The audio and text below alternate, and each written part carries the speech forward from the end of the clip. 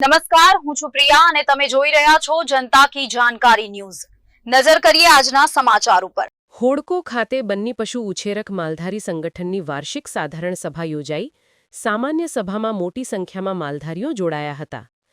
આવેલ સર્વે માલધારીઓનો શાબ્દિક સ્વાગત સંગઠનના પ્રમુખ શ્રી જત અલાજુડિયા લોંગ દ્વારા કરવામાં આવ્યો। વાર્ષિક અહેવારનો વાચન સંગઠનના મંત્રી શ્રી અબ્દુલ્લા તાજન દ્વારા કરવામાં આવ્યો। વાર્ષિક હિસાબ સંગઠનના ખજાનચી શ્રી ઈસા હુસૈન મુતવા દ્વારા રજૂ કરવામાં આવ્યો। સંગઠનના આગળના આયોજન બાબતે સંગઠનના ઉપપ્રમુખ જુસ્સબ રમજાન દ્વારા રૂપરેખા રાખવામાં આવી તેમજ સંગઠનના ઓડિટરની નિમણૂકની પ્રક્રિયા કરવામાં આવી। આજની સભામાં માલધારી સંગઠનના કારોબારી સભ્યો, જિલ્લા પંચાયતના ચૂંટાયેલા સભ્યો, સ્થાનિક આગેવાનો દ્વારા બન્નીના પેશનો અંગે મંતવ્યો રજૂ કરવામાં આવ્યા હતા, જેમાં સંગઠન મજબૂત કરવા માટે રાજ્ય સરકારમાંથી પશુપાલન યોજનાના વધુમાં વધુ લાભો લેવા પર ભાર મૂકવામાં આવ્યો તેમજ કંપનીઓમાંથી CSR ફંડ લઈ ભવિષ્યના આયોજનો પર ભાર મૂકવામાં આવેલ।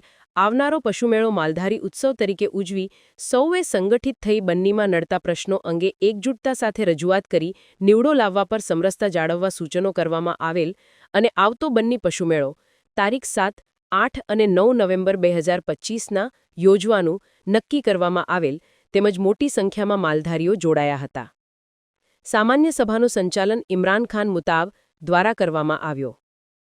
રજિસ્ટ્રેશનની કામગીરી હુસૈન જત, અરજણ મારવાડા ભોજન વ્યવસ્થા રસૂન જત, કબૂલ હાલે પોત્રા દ્વારા કરવામાં આવ્યો। આભાર વિધિ સંગઠનના કારોબારી સભ્ય અનવર કલાધાર દ્વારા કરવામાં આવી તેવું ઉમેશ આચાર્યની યાદીમાં જણાવવામાં આવે છે। સ્ટોરી રમેશભાઈ ભાનુશાલી નલિયા।